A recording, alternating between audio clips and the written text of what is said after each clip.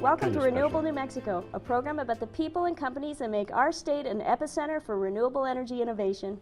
My name is Sean Wells and I'm your host. And we're talking today with Mark Shalom, a Santa Fe architect specializing in sustainable design and this year's recipient of the Passive Solar Pioneer Award, a Lifetime Achievement Award from the prestigious American Solar Energy Society. Mark, thank you so much for joining us today. Well, you're more than welcome. Glad to be here. Well, you've been described to me as a solar energy historian, and you've got quite a broad range of historical connections to solar energy in New Mexico, starting with your brown-eyed beauty, who's actually has an American Indian heritage. Could you give us a little bit about your background and what connects you to the history of solar energy here in New Mexico? Well, sure. I came here in 1974. Because I was very interested in solar energy, and there was a hotbed of information and experimentation going on here in New Mexico, and I wanted to be a part of it. So I came here in 1974 and reached out to the few people that were part of and starting the New Mexico Solar Energy Association, and read about them actually before I even came, and got very excited, came here and thought hopefully I can get to work with one of them, and luckily, I got to work with most of them. And who were some of those original members? Well, we had Peter Van Dresser, Steve Baer, William Lumpkins, architect, David Wright, architect, Buck Rogers, solar mechanical engineer, who was the great-granddad of it all, Francis Westling, and just a whole group of people coming from all directions, from dirt hippies to international scientists from Los Alamos, all gathering together to learn and share experiences with each other. What year was that founded? Was it founded by the time you had gotten there? Yeah, it started in 1972 up at Ghost Ranch, and it was a snowy Halloween weekend, and about 50 people got together from all disciplines to talk about what they were doing. And they published a small 4-page newsletter that Peter Van Dresser put together, and it got to me in Oklahoma. And I was very excited about it. A lot of it came out of the Whole Earth catalog and those communications that we had through that. And I got very excited, came out, and became part of the group. What was the original motivating factor for them to develop this group? Well, I think it was sharing of information. There was very little written. There were no textbooks. Solar energy was something that was not taught in college. And we were understanding that through the history of New Mexico, even going back to the early Anasazi, that solar energy was very easily harvestable and usable, and there were people doing it. Peter Van Dresser did his first house in 1955 in Santa Fe. William Lumpkins, architect, did his first passive solar Adobe in 1935.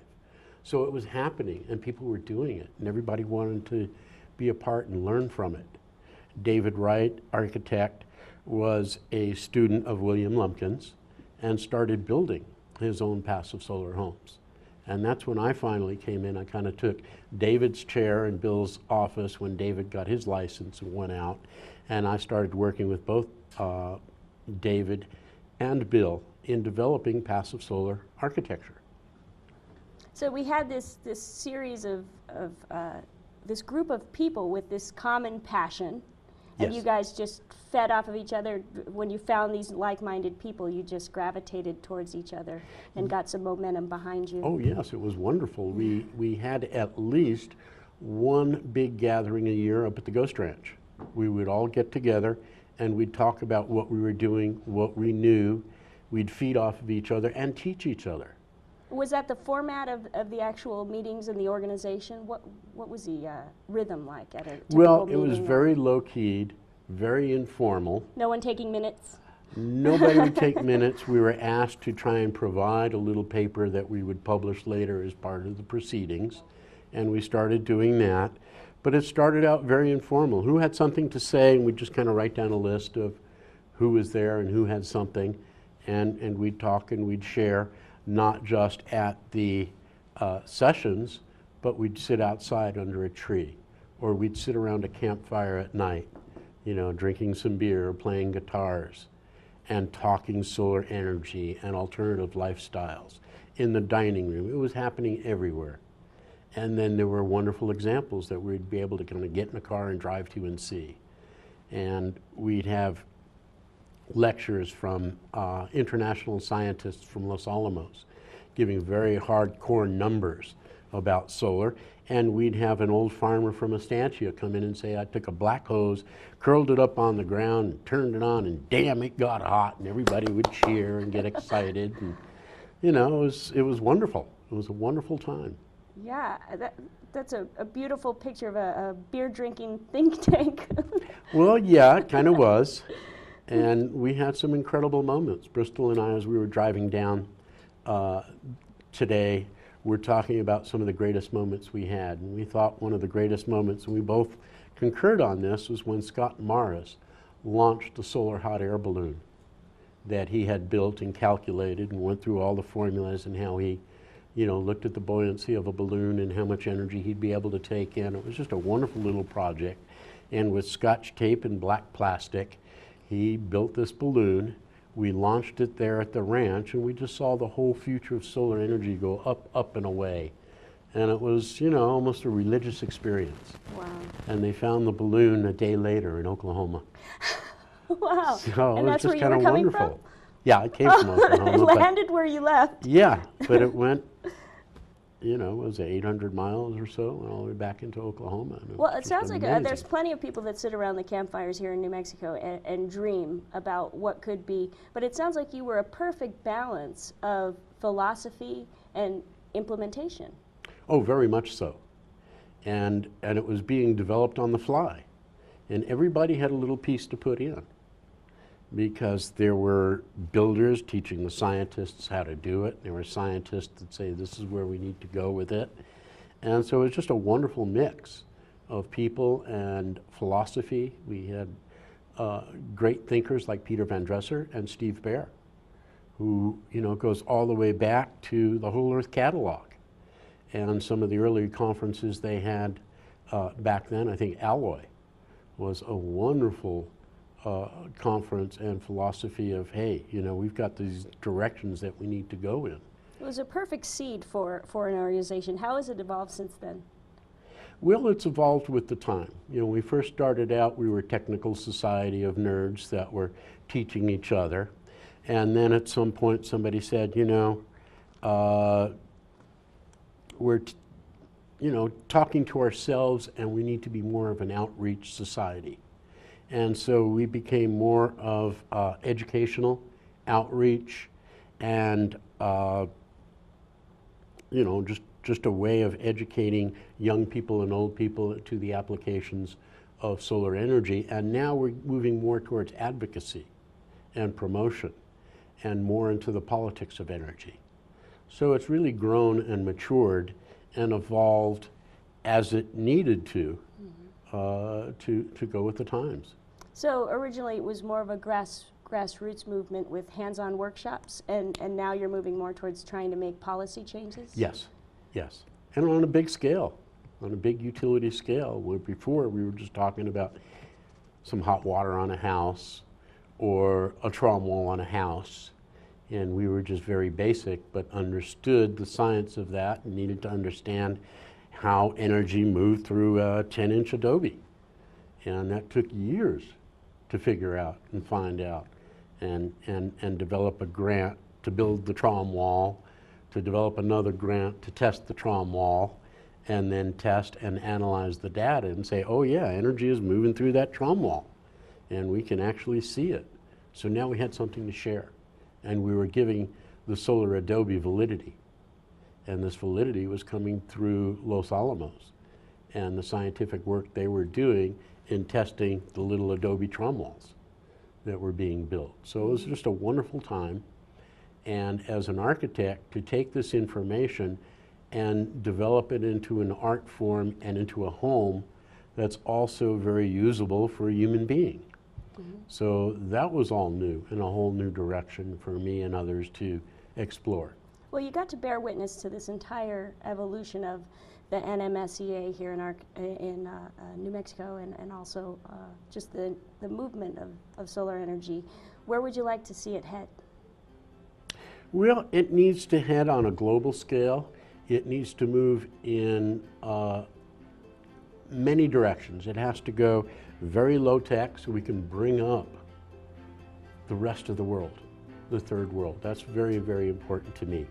And we also need to develop the high tech ends so we can take care of the world's energy needs. So we've got a big palette and lots of directions to go in. Yeah, well, that's a very hopeful view. Thank you so much for joining us today and for bringing your energy to the program. I want to have you back so we can talk about your architecture. Oh, I'd love to do that. Okay. Because that's what's most important to me. Thank you. Let's take a quick break to hear from our sponsors, and we'll be right back with our next guest.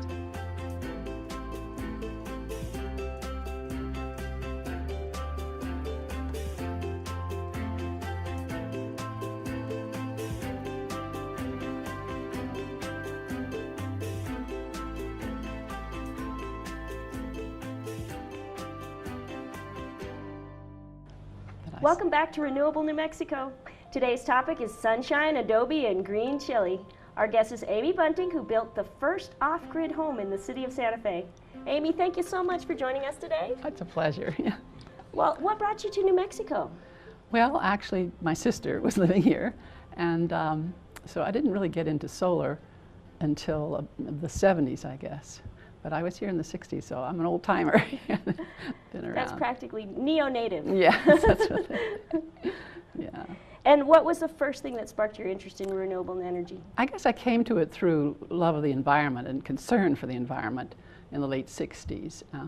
And then happened that wonderful thing in 1972 when we got the first photograph of the blue marble, as we called it. And the only man-made thing to be seen were the power plants at the Four Corners and the terrible pollution. So I became a member of New Mexico Citizens for Clean Air and Water, and that's what we were fighting. We were also fighting nuclear energy. And I started hearing about solar energy just about then, but didn't get involved till much later. And what brought you to get involved later? I guess I started reading more about it and hearing about it. And I was up in Telluride and had built a passive solar home, which is simply, facing south with hot sun coming in, which is very nice. But then I read about down in Santa Fe, something was getting started called Ra for the sun god, Rational Alternatives. And they were all going to be passive solar homes, but in a specific environmental, sustainable, efficient way. And I thought, that sounds for me. So I did come down and built a home just like that, a wall of windows on the south, and on the north nothing but closets and a garage. And I thought, well, that makes sense. And that was pretty nice living there for 15 years. And then I thought, well, let's go another step. I also had hot water in this first house. And it was all electric, if you can believe it, a solar house that's all electric. But the heat was electric, and then you had a separate meter for all the rest of the electricity. I never turned the heat on at all. I said, I'm going to live in solar. I'm not going to use any electric backup, which was confusing to some of the meter readers, but never mind. And I had to test it before I left to be sure it worked. But then I decided to move to town and to go all the way with photovoltaics and have all my electricity off-grid from the sun. Now, you're making this sound so simple. Oh, I decided to build a passive home, and then I upgraded to this, and then now I'm at photovoltaics. How did you make those steps? What were the logistics of making those steps? They seem sort of organic, Other people were living in these RA houses, and hot water, solar hot water was very big back then. This was in 1980. But there weren't many PV homes that were in town, and they had been used out in the country if you were far from the electric grid. That made sense. But I thought, well, no, I want to be in town where people can actually see it, because I always felt that we needed to learn more about electricity from the sun, and that people just didn't know about it. So if I built a house, the people will come and they'll get educated. Well, it wasn't that simple, because PNM wasn't too happy about first of all, I was going to go on grid, and they wanted all these hoops to jump through and a bunch of money, and I thought, this is crazy. I'm just going to go off grid. And they kept saying, well, no, that's all right, you can come. And I said, no, I don't want your electric cords and lines coming through my flower beds. And so they gave up on me. And that was fine with me. I decided to stay off grid with batteries, and it's been wonderful. I've been there now 17 years. 17 But in the early years, it was really funny, because I guess they didn't get the word down to the meter guys that I was not on the grid. So I loved it when I was there, and they'd drive up and they'd look really puzzled, and I'd say, can I help you? They'd say, we can't find your meter. And I said, that's because there isn't one. But wouldn't you like to come in? And if I could get them out of their truck to come in, I could educate them on the mechanical room with the batteries and the inverter and all that. And they were like, wow, this sounds great. That was like the first time Monty popped the hood of his truck for me, and I was like, where's your engine? Exactly. It's an exciting moment. When I know this must be so normal for you to live this lifestyle. For many people, it's an alternative lifestyle. Yes. But can you talk a little bit about how you have felt in terms of neighbors and support? Right. Well, this particular house where I built, I did, of course, ask all my neighbors how they felt. And it was interesting. Some of them didn't care, but one of them, he knew solar because he had a boat. And I guess a lot of sailors use solar. And so he was fine with that. And they were not obstructing anybody's view. I had panels on the roof. So that was okay, but I wanted to get people to come see it. And so classes were beginning, and I think Monty was involved in early classes at community college, but there weren't many students. And so then there were solar home tours, and that was great because I got a lot of people. And then word would get out, and schools would come, or just maybe a few people that would hear about me and would come. And I just felt like the house was sort of like my baby. I was showing off, trying to get people to understand that it's comfortable. I mean, the house doesn't look different. In the early days, people were like, well, where is it? And I thought, what are they talking about? They expected it to be really different, and it's just electricity, I would tell them. It happens to be coming from the sun and not from the grid. And so that's... And it seems like a natural jump. You're a gardener. Yes. And a natural jump to harvest the sun into plants and harvest the sun into energy. It makes sense, wonderful. That connection. What is it that I know you love your house? I do. What is it that you love about your house? What are your favorite First of all, like I aspects? say, it's so comfortable to live in a solar home. But I think it's made me be aware of the rhythms of nature and the connections to, may sound silly, but to the sun and the moon and the stars. I feel like a lot of people living in homes or apartments don't really have that luxury of knowing when the sun is going to come up and down, and the winter sun being lower and the summer sun being high. And it's been a real joy to have students come in who really don't know literally where the sun comes up. I'll ask them and they don't know which way. And I said, well, in your house, do you know where the sun comes up? And just watching the sun as it goes from solstice to solstice has been a real joy. I love to play with, the shades to go up and the shades to come down. It's like a living thing, the way you live in a solar house, to control. And I have no air conditioning, no need for it. And you become part of those rhythms. Yes, exactly. And that's beautiful. That's very nourishing, I would say. Yeah. Well, it sounds like you actually have a lot of guests coming to admire what you've done there. And you've actually had a politician come and visit you? I did. That was so exciting. He was, at that point, Congressman Udall. And I guess he put the word out that he wanted to see Solar House. And it was soon after I had built. And I guess there'd been an article in the paper about me, so his aides, found me. And then there was one other house, was I think the first on-grid house. And so I thought that was very smart of him. He came to see an off-grid house and an on-grid house, so he got very educated. And over the years, it's been very nice talking to his energy aides about solar issues. And I always feel like I wish all politicians could do that. And what a wonderful contribution you could make by Yes. getting the opportunity to educate them firsthand. Yes, yes. How you can live comfortably and beautifully in a solar. And a lot of people do thoughtful it home. because of that it's, you know, you don't have an electric bill, you know, but I like that part. I'm sure that's nice. And nowadays when people go on grid, they get money back and they love that. But I think I had an opportunity to go on grid a few years ago, and I chose to stay off grid. It's definitely got its nice benefits. Yes. It's like moving out of your parents' house. Yes. I wanted to know what if you could convey one concept about what you've learned in this process. What would you want the public to know? That solar is possible. You know, I think they sort of think, well, we couldn't do that, and I got a lot of that from visitors. Well, it's too expensive, but you don't have to start boom with everything. I mean, even I didn't start right off. So what we usually would tell people is, go with hot water first. You get a payback. A young couple say they can't really afford the upfront for batteries and all, but now that they can tie into the grid, there's really much more opportunity for them. And I just wish there was more in maybe TV shows for people that are actually living in, you know, say a prominent TV show person would be living. And sometimes movie stars have done that. I think have been very useful, like Daniel, what's his name, Weaver. Is that his first name? But anyway, he lived in Telluride, and he built one of the first solar houses up there. And then in Santa Fe, we have Shirley MacLaine and Robert Redford. These are wonderful people, and I think Getting it to the forefront, yes, getting people yeah. to see it's normal. because people aren't going to necessarily care about Amy Bunning have a house, but if Shirley MacLaine has one, maybe it's better. I don't know. Well, we had your title say the Whale Lady.